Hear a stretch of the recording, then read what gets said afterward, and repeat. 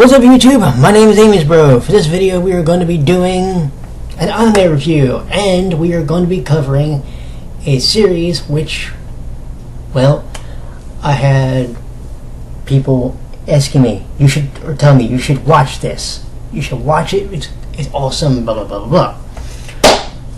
The name of the series is number 6, not to be confused with another series which is called Blue Submarine number 6. Now, this is an anime review, which is an adaptation of manga, which was an adaptation of a novel series.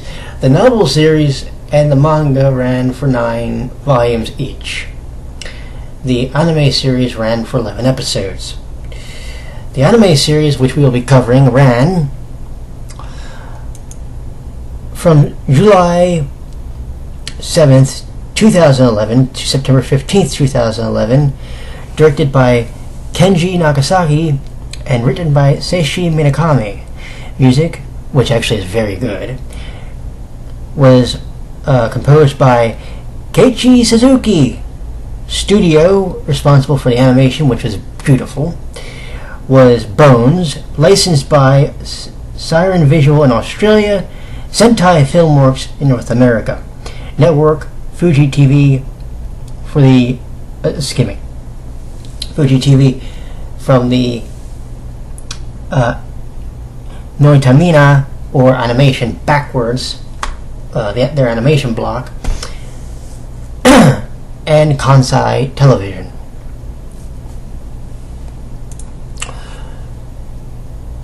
This is a science fiction dystopian series. Now, the story, I'm going to get this out of the way now. It is classified by Kiss Anime as an action series, which it does have that, a lot of it actually. It is also classified as science fiction dystopia, as I mentioned. One other thing that I'd like to mention is it is actually also a, we'll call it a light shonen.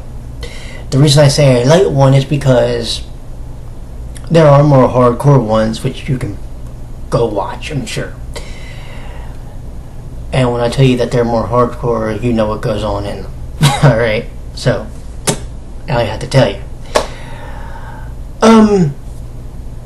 The story is an interesting one because it actually revolves around, if you really think about it, 3 main characters. Okay? Shion, who's a gifted young child who lives in Kronos with his mother. And I'll explain what Kronos is in a second. And he goes to this very gifted school, and his class is actually taught by one of the other 3 main characters, Safu. Now, Safu is another, like I say, gifted, so she teaches the class. And then we have this other character named Nezumi. Nezumi is referred to in the subtitles, which I was watching, as Rat all the time. Literally, it just reads Rat. Doesn't actually give the name Nezumi.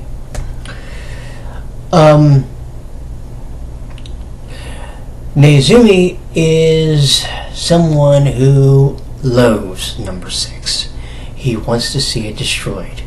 He wants to see it and everyone that lives in it brought down. Because, simply put,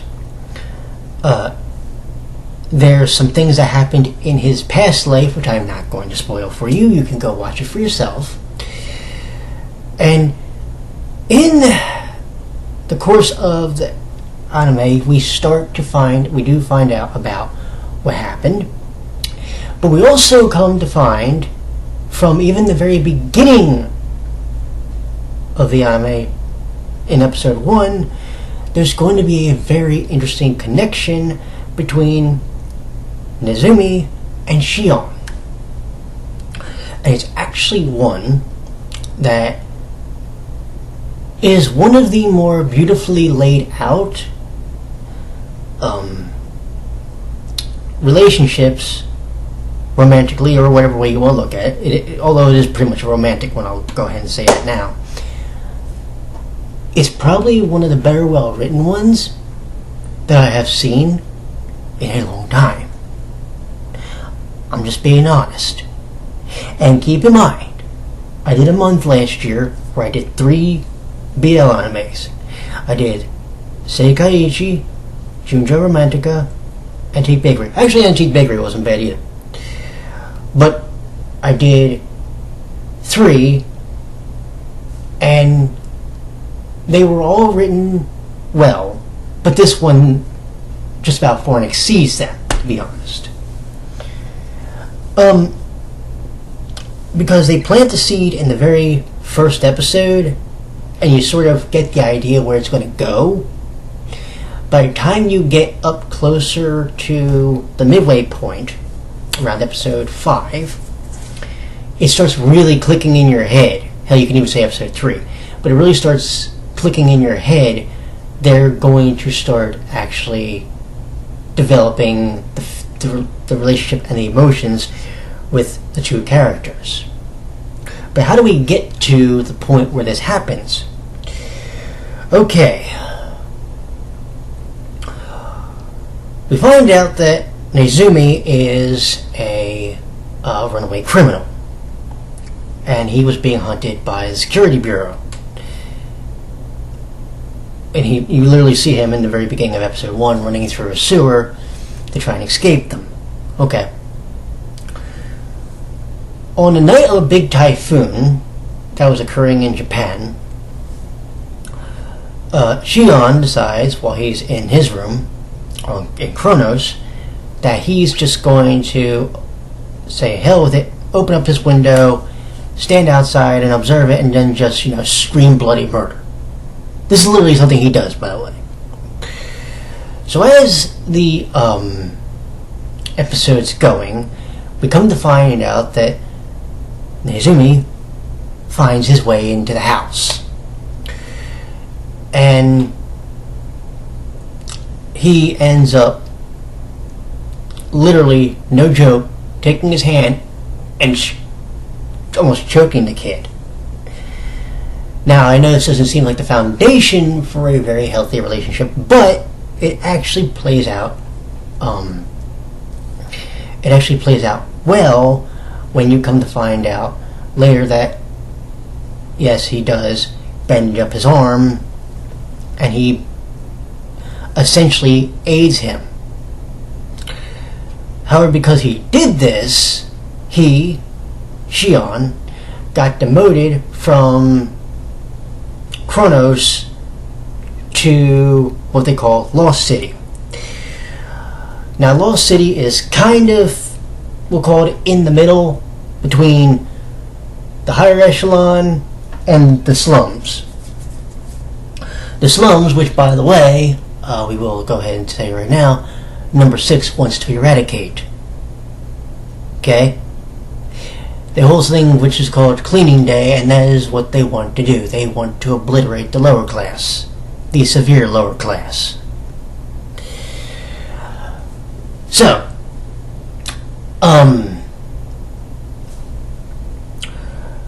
because, like I said, because of the fact that he aided Nezumi, he got demoted to Lost City. In Lost City, we find out that he is working sanitation. But we also find out something else. There's a lot more to this perfect paradise that meets the eye. Turns out that a very deadly and disgusting disease, or whatever you want to call it, starts taking people's lives, left, right, and center. Bang, bang, bang. So what's causing all this? We don't know. But this epidemic, literally what happens is wasps appear in people. And they come out through literally, I don't know if you'll be able to see this, Rick. literally in the back of your neck, right about here. And in that time, they pop out, and when they pop out, you become really disgustingly disfigured, and you literally grow white hair. And you look like a shriveled up old man, but you keel over dead. That's what happens. So what you find out is, that's also going to become one of the big plot points. Can they solve the mystery? Can they find a way to remedy this and save number 6 in some ways? But this also is going to cause a conflict later on in the series, which I'll let you find out about. However, I will tell you that the way we get to what the thing with Nezumi is, he was basically going to be carted to corrections. Well, guess what happens? Yeah, that person he saved 4 years earlier, because this is they do a time jump. That's what happens, and now the fun really begins for the next 9 episodes, because now Xion isn't even a welcome citizen in number 6. He's a wanted criminal. Nezumi always was a wanted criminal. So now these two are going to have different morals, but different ideals, because one's literally coming from number 6, the other one is to see it destroyed. Do you see where this is going? It causes a very interesting and very powerful conflict among these two, but it also, in many respects, brings them together in a very, very well-written and thought-out manner. Literally. Like, okay, this is we're 12 minutes in, and we're talking about the plot. That's how well the plot was written. One big thing you have to think about when you're watching this is, in the first, maybe 2 or 3 episodes, it's going to be a very slow series. Like, the first half is going to be pretty slow, and then it might kick in later, towards the end.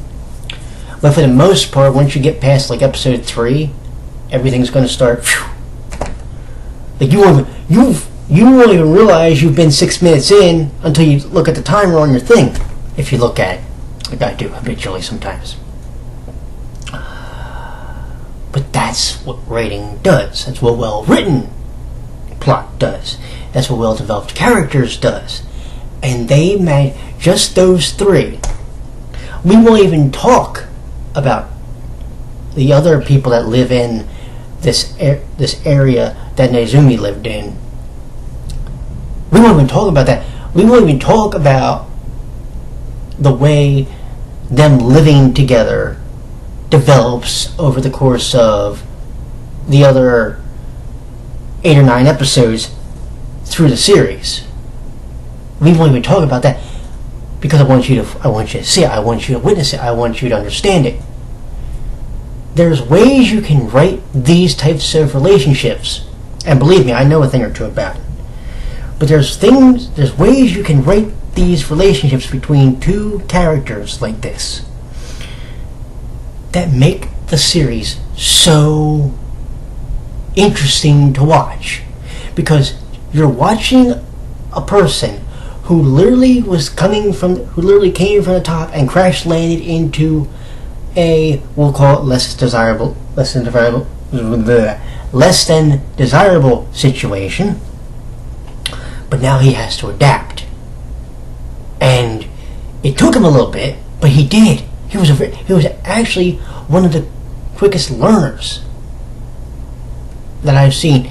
Some people wouldn't know how to adapt in a situation like that, but think about it. He did.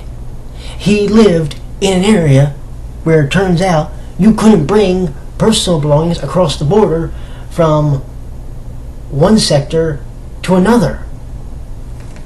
That's how strict they are. in number 6, you find out other interesting things about it, which make that place just sound so ungodly to live in, to be honest.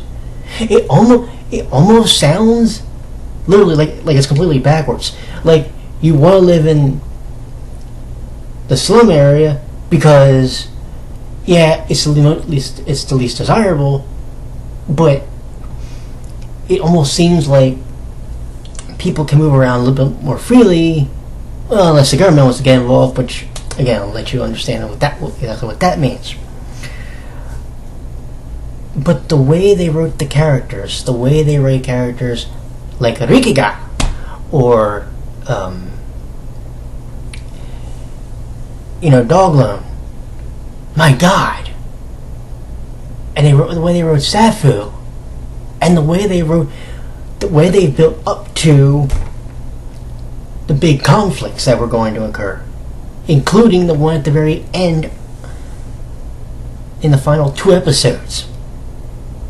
Although I do have one complaint about it, and I'm going to bring it up. It's not so much that it was the final episode, because that's fine.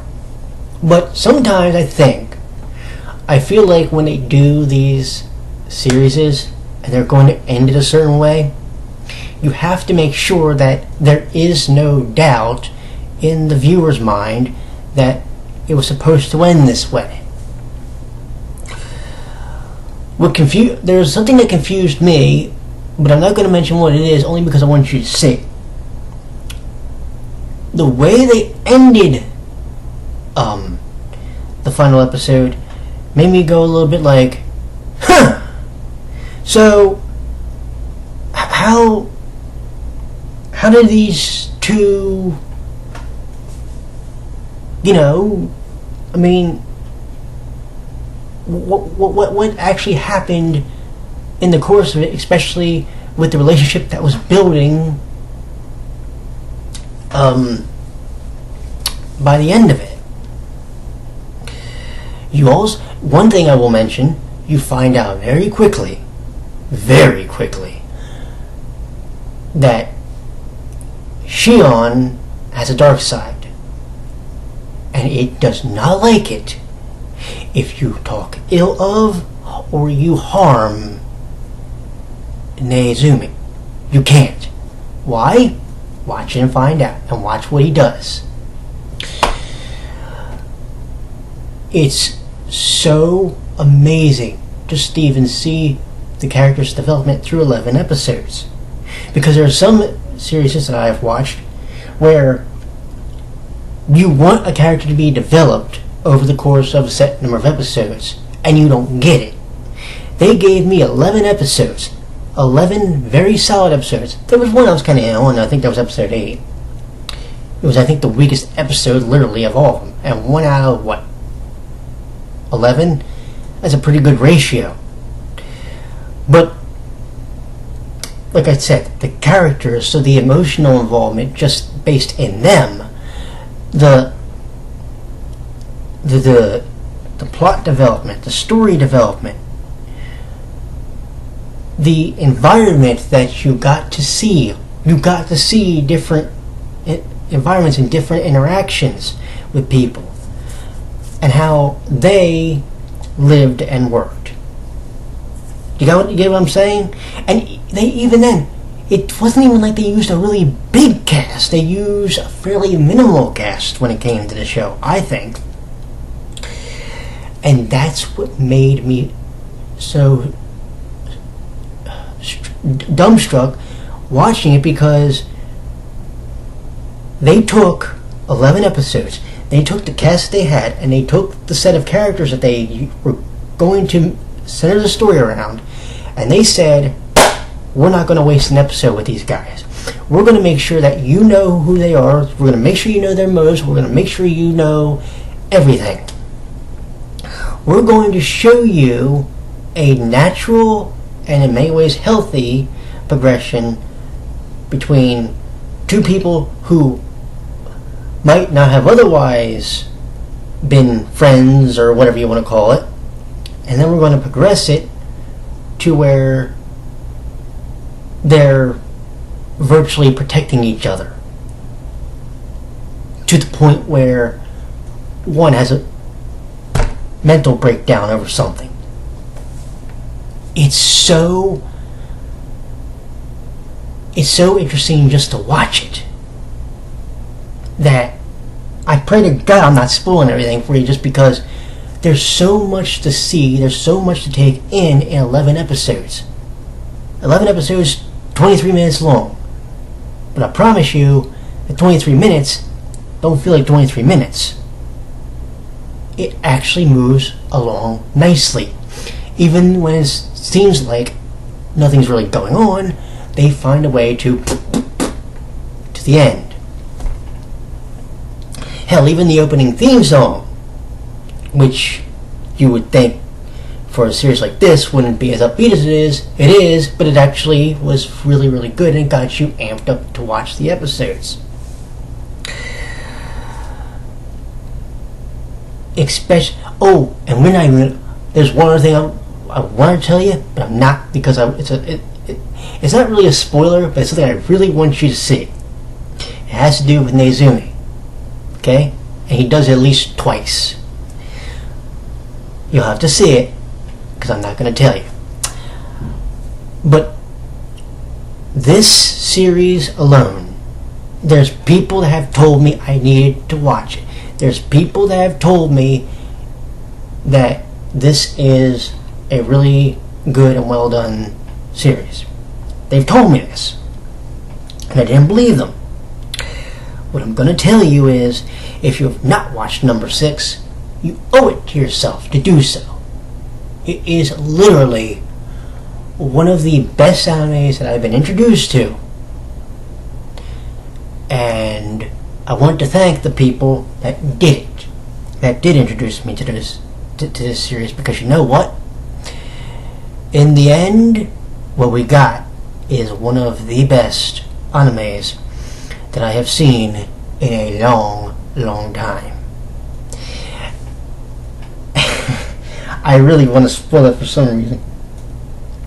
In episode 6, there's one scene that happens, and if you've seen the show, you know what I'm talking about. But there's one scene in episode 6 that I was looking forward to seeing, that when it happened, I literally was screaming, and this is what I came for. You have to see it, because I'm not going to tell you what it is. Anywho, here's the bottom line, because we ran long. If you are looking for a good throwback anime to watch, please go watch this one. This is one came out about 5 years ago? Almost 5 years ago now? So go check out number 6.